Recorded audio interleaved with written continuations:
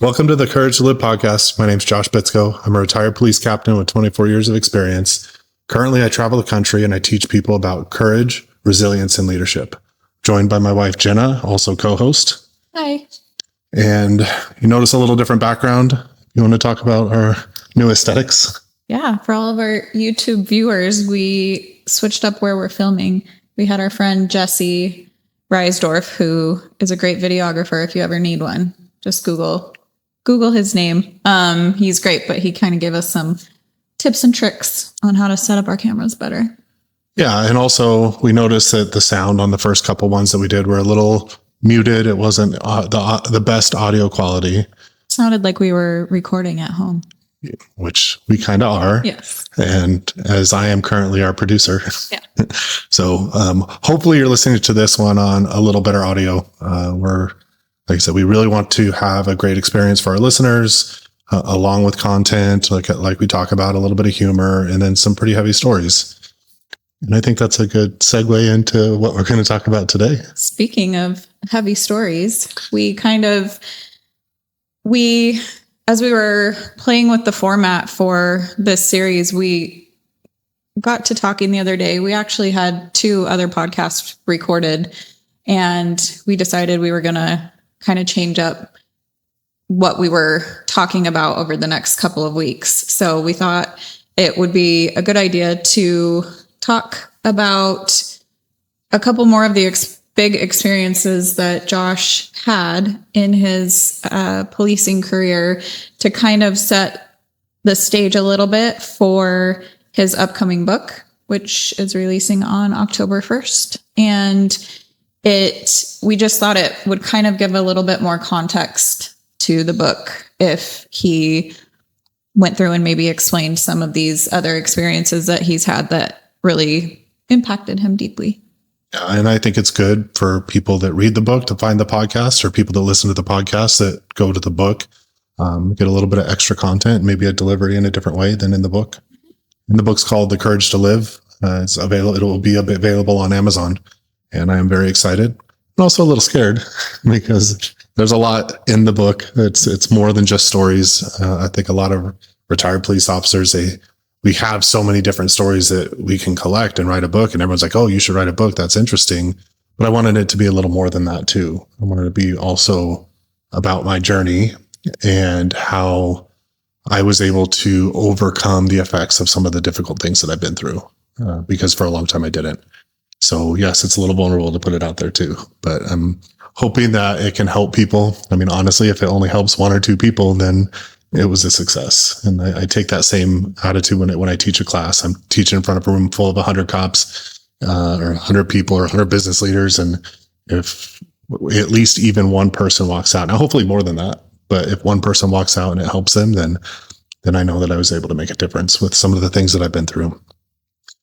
So the experience we're going to talk about today, I was involved in an officer-involved shooting with our SWAT team 6 weeks after the 1 October shooting. It was November 9th, and it was related to a search warrant for a double homicide suspect.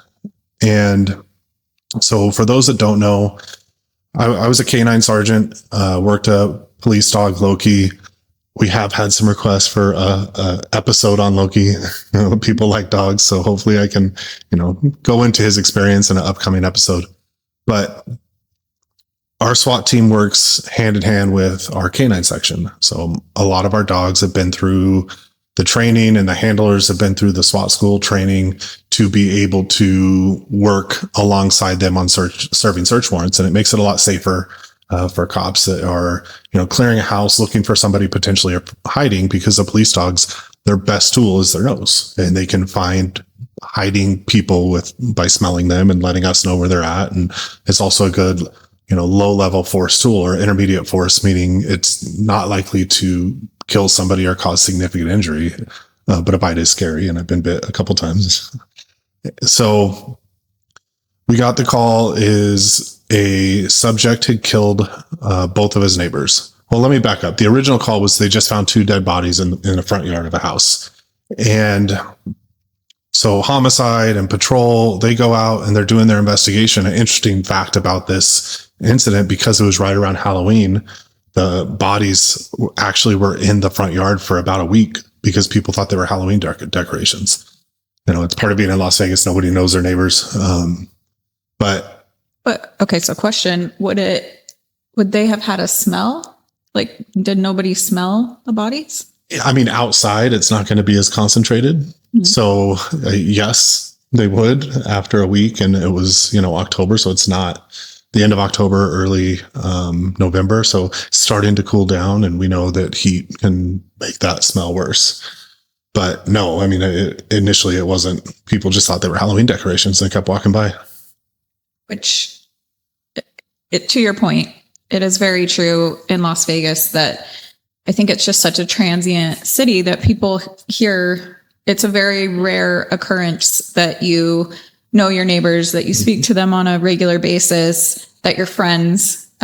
So that does not surprise me. I know that's not the culture everywhere, but here that is predominantly the culture. Yeah, absolutely. And I mean, we know our neighbors now, but other houses that I lived in before, I maybe knew a first name. So it just kind of how it happens here in Vegas. So our homicide team went out, they're doing their investigation, and, over the course of their investigation, someone came up and pointed out that, hey, the neighbor that lives across the street or next door from where the two victims were found is severely mentally ill. And we're saying that, they feel that that person might be responsible for this. So homicide knocked on the door. They even bullhorned for a while of the suspect's house to see if they could get him to come out. And there was no answer, no movement, no any kind of notification that he was inside. They had no contact with him. So they were wrapping up because they didn't have probable cause, which is, the evidence needed to make an arrest or get a search warrant for the house at that point. So they were wrapping up their investigation and getting ready to leave.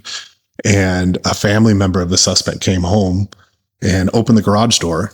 And when they did with the clicker, one of the victim's cars was inside the suspect's garage, which is a clue and enough for a search warrant. So they, called the SWAT team. Homicide started working on a search warrant. And now this had been going on for hours. It was going on before I even logged on at the time. I think I started at probably 6 or 7 p.m. because I worked graveyard at the time. So I get the notification that they need 2 dogs for a search warrant. Well, it was only me and another handler were available at that time. Of the night, everybody else was either on calls or training.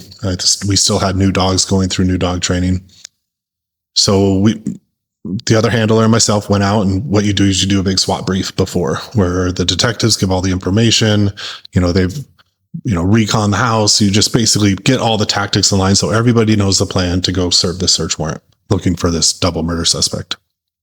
And so when they're briefing it, I usually took the back. So there's 2 main positions with the police dog. There's somebody in the front with the SWAT team that will send the dog, past the team into clear rooms and pull him back out. And then the SWAT will, move forward, and it kind of works in tandem. And there's a lot of training that happens to allow a police dog to work with a team like that. I generally, because I was a sergeant, and so I was in charge of leading the team, I generally didn't take the front at this point unless I had to, because I had to be available to go to other calls. If one of my handlers had a use of force or something like that, and I had to go investigate it, I wanted to be available. And it's easier to leave when you're on the back. And the back is just containment. If someone were to run out, you deploy the dog or take him into custody. But when they start briefing what the level of violence that was part of this crime, I mean, a double murder, which, they happen, but they're a little more rare. It was done with a homemade weapon with a knife at the end of a golf club or something along those lines. And because of that level of violence, and the other dog was a newer dog and not quite as proven, and Loki, albeit a handful, was really good at this kind of stuff. He was just loud. He would just bark a lot because he was just so excited. Loki had a lot of big feelings. He and you were very similar. Yes. But he was loud, but he was good at what he did. He was a tough dog. And so when they were briefing it out, I was like, let's switch it up and I'll take the front, just because I trust my dog in that position more. And it doesn't mean the other dog was a bad dog. It wasn't, he was a good police dog, turned into a good police dog. Again, he was just newer and less proven in a situation where you don't want to risk, or you want to mitigate mistakes as much as possible. So we get done briefing it, we go and we, you surround the house, start trying to call in, start trying to communicate. We're trying to de-escalate, which it seems, crazy to say you're de-escalating with a SWAT team, but we're doing everything we can at that point to try and make contact with the suspect, get visual, like do anything we can to establish communication to try and get him out. We actually rolled pretty slow on this one compared to other search warrants. But when we still had no response, we eventually had to go in and search and look for him. So we went in through the garage. They took the first door. They, opened the door from the garage into the house, had me come up, and I had to send my dog in downstairs in the first couple rooms. And this is actually pretty funny. Kai, who was holding the shield on the door.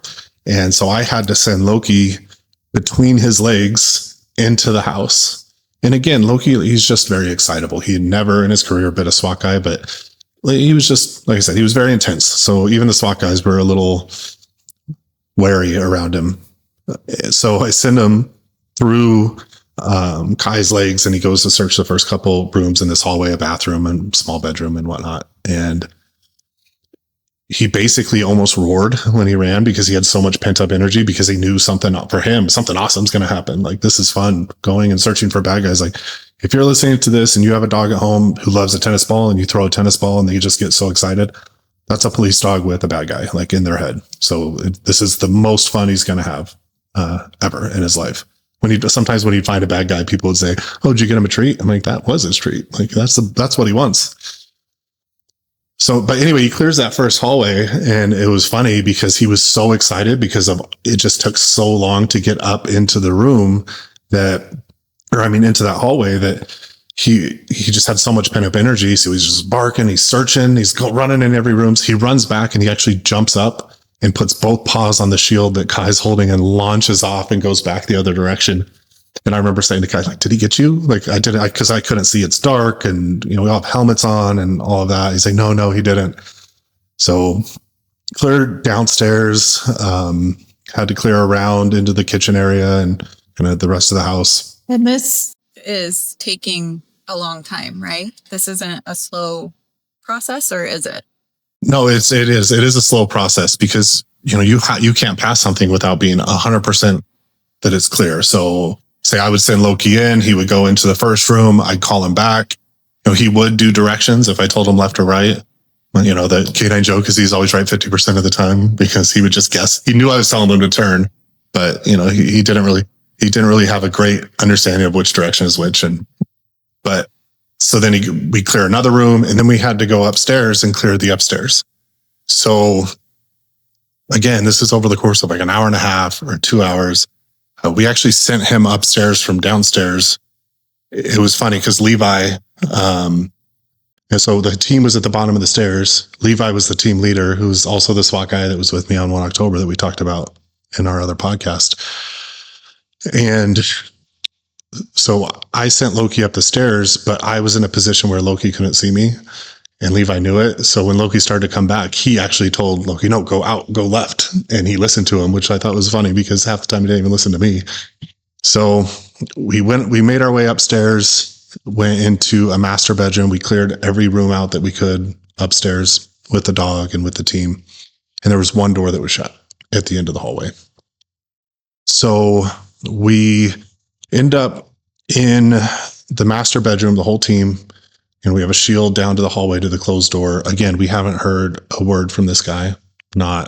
He hasn't called out to us. We've been trying to make contact, have nothing. We don't know if he's in there. At this point, are you thinking that he escaped somehow? So we're thinking either he escaped, or oftentimes when it's a crime this serious, they'll end up taking their own lives. And so I've done these types of operations where we find the person deceased. So that was, in our heads too. So we go and hang an explosive breach on the closed door. make our way back into the master bedroom, try and make contact again with the suspect, nothing. And so we do a breach and blow the door off. Now you have the SWAT team. I go, okay, dog up, which is the code for me to come bring my dog to the front of the stack so I can send him into the room. And I literally told him I need like 30 seconds and it wasn't for me. It was Loki was so excited because now he hears an explosion and he knows something for him good is going to come after that. So, and he would get so excited that if I like worked him up, oh, you're going to get the bad guy.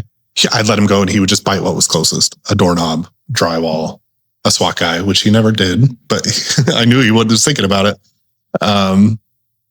And so I calmed him down for a second and I sent him. He basically does his like long bark, which sounds like a roar as I let him go. He runs into the room that we had breached the door on.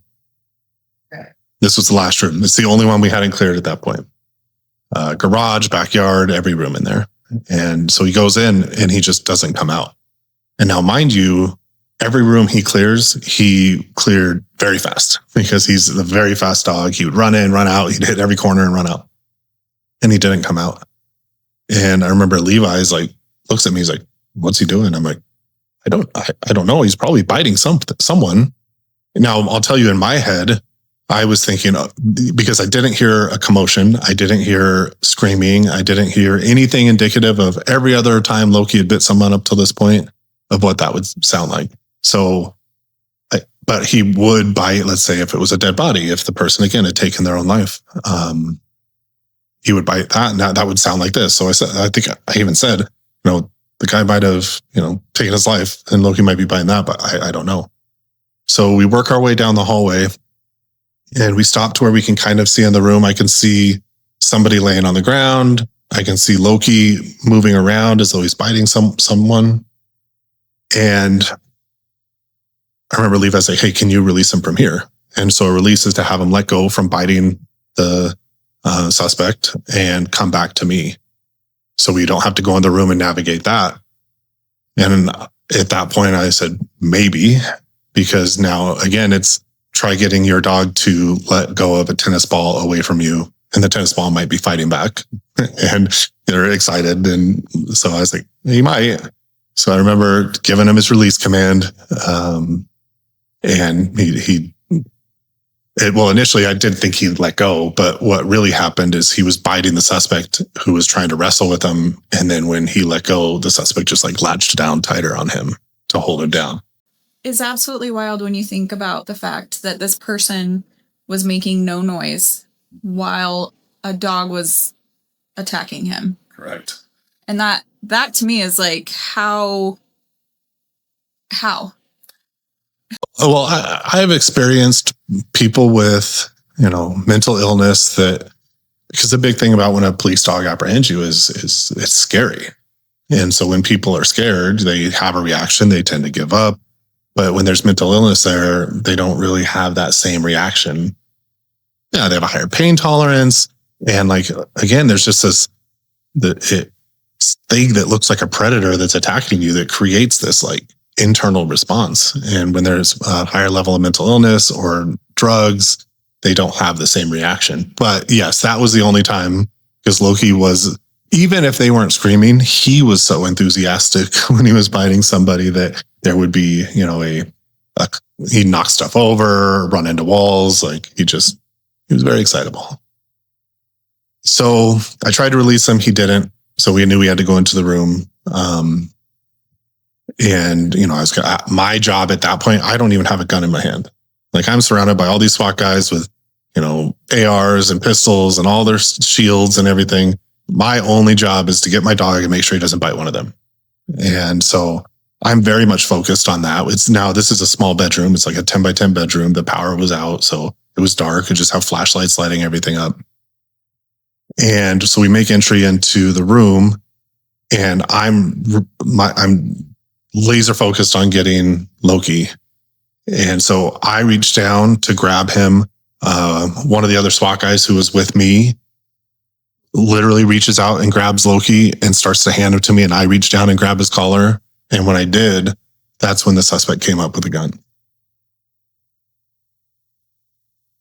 I'll tell you that it just happened so fast. And again, you always have to expect something like that and be ready for it. But still, it's just like going from dogs biting someone. I have this job to do. I'm focused on the dog. Levi is up on top of the suspect, like behind him, reaching and grabbing him to try and, because when we make entry, he's on top of Loki. Loki's kind of twisted around and he's on top of Loki. So Levi's grabs him to pull him off of the dog. And so when I reach down and I'm grabbing Loki, that's when the gun comes up and it's aimed directly at me. Levi actually said he saw him come up with the gun, saw down his arm, saw down his sights, saw my head behind his sights, and saw him pulling the trigger.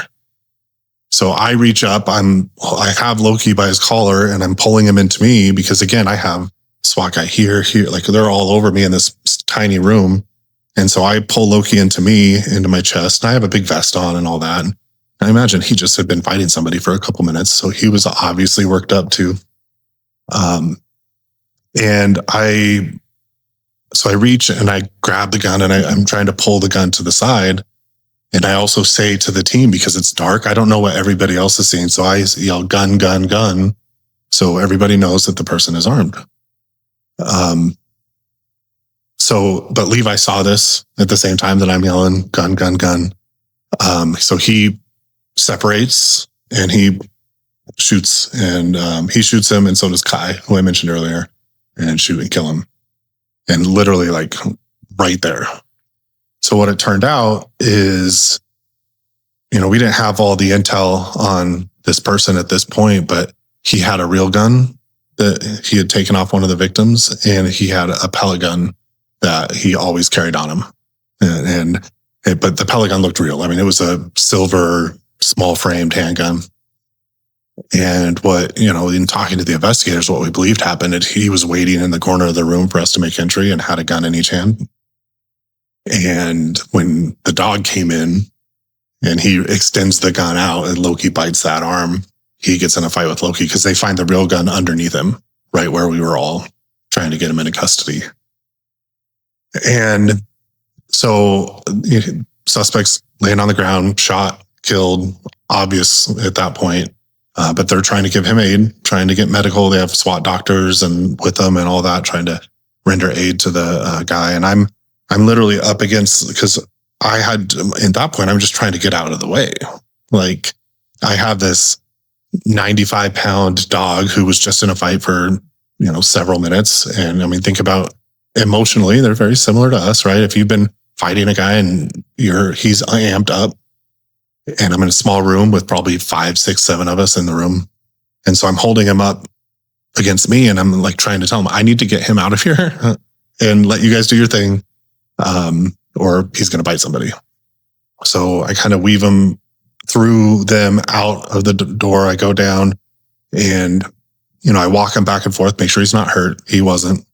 And, I go put him in my canine truck, because it can give him some water, let him chill a little bit. But then I was so mad about how everything went down that I kicked a giant dent in the side of my canine truck. Just booted it, which, when I talk about it in the book, and we talk about it, that anger, it's often that concealing another emotion, right? Emotion was that concealing for you? Because, listening to this story, I think it might surprise people that anger was the emotion that came out at that time when you just had a gun pointed to your head and the guy was pulling the trigger. Obviously, as you said, it was the pellet gun that he was pointing, but nobody knew that at the time, and the real gun was underneath him. So knowing all of that, why do you think it was anger, and what do you think that was covering for? So up until then, my police dog, every person that he had bitten, that he had apprehended, we never had to use deadly force. The whole intent of a police dog is to not use deadly force. And especially in that situation. So, that anger, but it was really just like shame, because, and I can look back on it and say we didn't do anything different. I mean, could you approach things differently? Of course, but we did everything. That guy made a decision to aim a gun at me. But the other part of that is like, it just, for me, it felt like a failure. And so, but because that shame is a harder emotion to feel than anger is what comes out. And just in the process of trying to, even in that moment, process what happened. Like, it wasn't, it happened so fast. It did happen fast, but I didn't have any question about what happened. Like, he aimed a gun at me. I grabbed the gun, tried to slap it out of the way. Yeah. As they should. Yeah. Yeah, for sure. I mean, I'm very lucky that Kai and Levi were there and, able to do that. And now they have their own, emotions surrounding this. And so for me, it's the fact that you and Levi both were even at work at this point. So this was 6 weeks after 1 October. And to me, you guys probably shouldn't have even been at work, right? Yeah. I mean, in a perfect world and with everything that we had both experienced during that night, we probably needed some beach time and sit down in therapy and all the things that, I preach now. But with that being said, like in that time of my life, I was very resistant to that. Like, and not that it was even offered to me, but I wouldn't have wanted it because I wanted to be at work.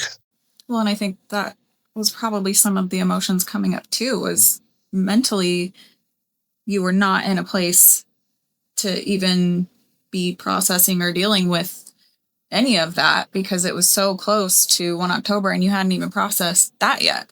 Correct. And so to go through something like this, that soon after, it was just stacking traumatic incidents that I wasn't taking any steps to process. And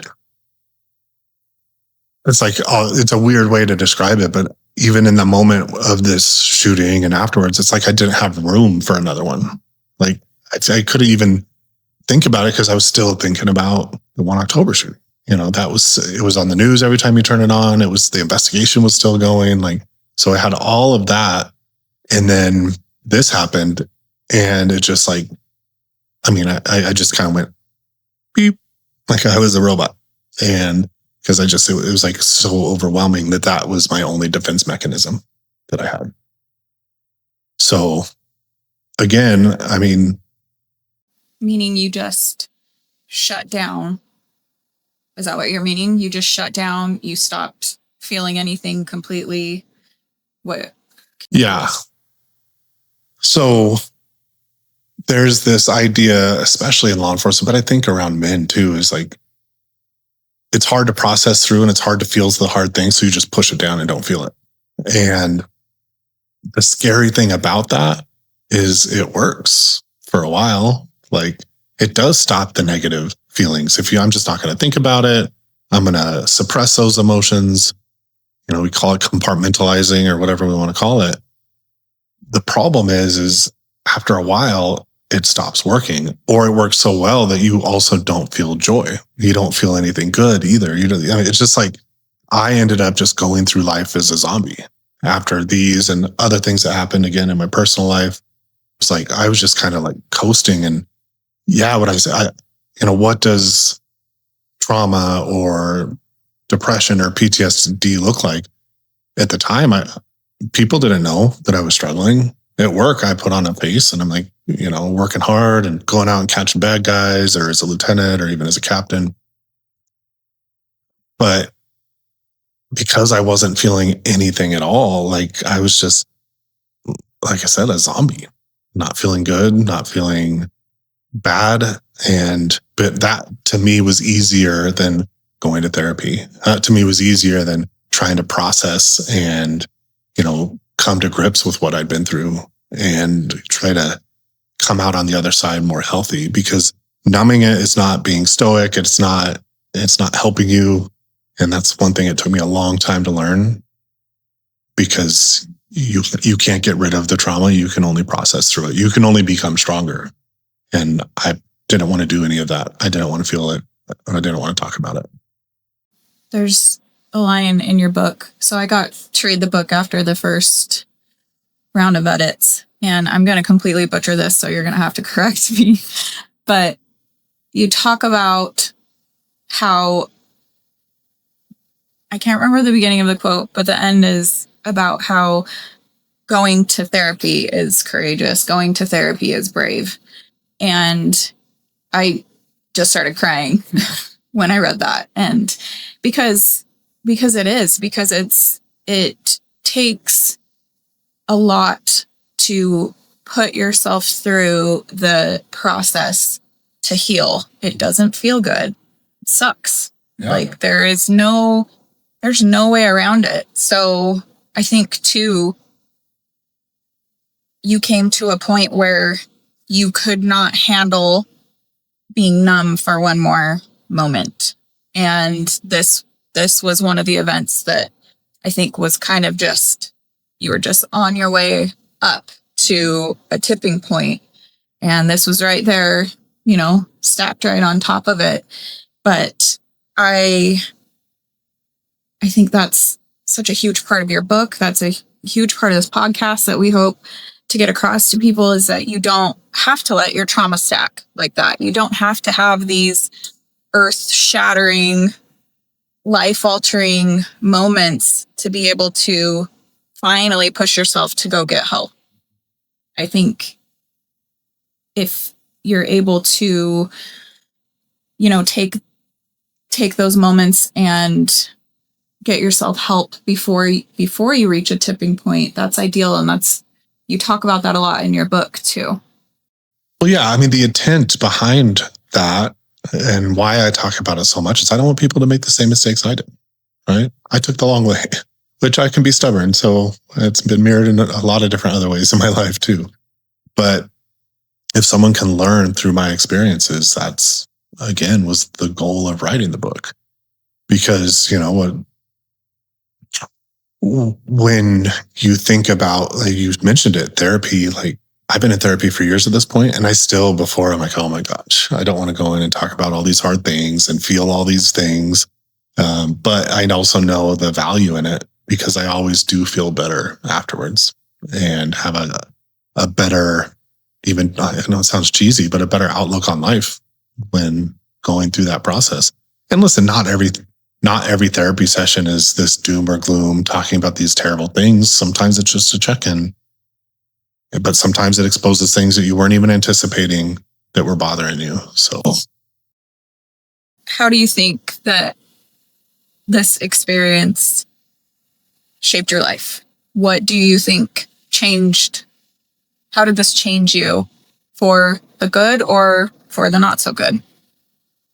Well, I mean, anytime you're involved in taking somebody's life, and yes, I'm not the one that pulled the trigger, but my dog was biting him. I was part of the team. I was part of the operation. It was because he was aiming a gun at me that he was shot in the first place.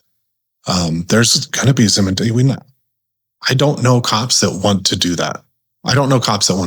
So at the end of the day, I had a lot of guilt. I still have guilt over it, because like I talked about, you have these police officer or these incidents where someone is killed, and you think, you sit there and you obsess, could I have done something different? Could I have done something better?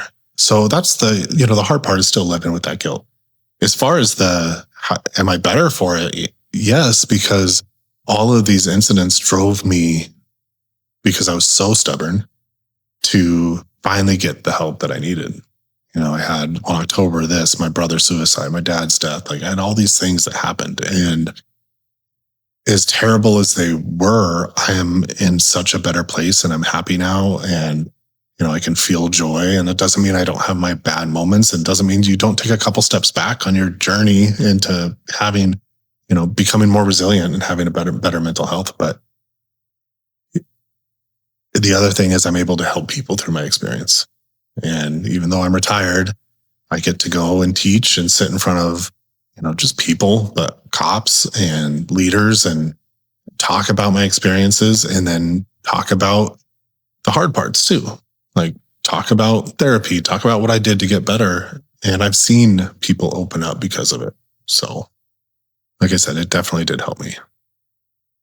You and Levi and Kai ever talk about it? Yes. I mean, when he came to my retirement party and he told the story, and we've talked about it a couple times. Dates are important for some reason. It just brings up memories. And so usually we'll text on the anniversary of it and just check in how we're doing. But yeah, we talk about it, but for a while we didn't. Like, we just didn't want to. So, but like I said, all in all of these things that have happened, they put me on a path to finally getting help, to finally becoming more resilient, to processing through what I've been through. And I'm the person I am today. And I mean, I'm the person that I am today, and I'm with you, which I don't know if our paths would have ended up crossing, or I would have been in a healthy enough place to have a relationship with you if I just kept shoving everything down. Who knows what would have happened.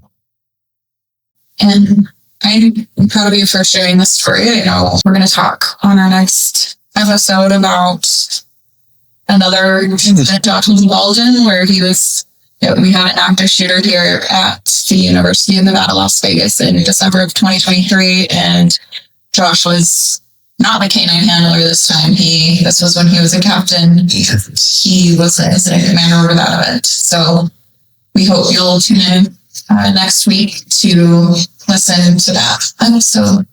And thank you for spending time with us. If you like the podcast, if you could please subscribe or even just share it with a friend. So thank you guys so much.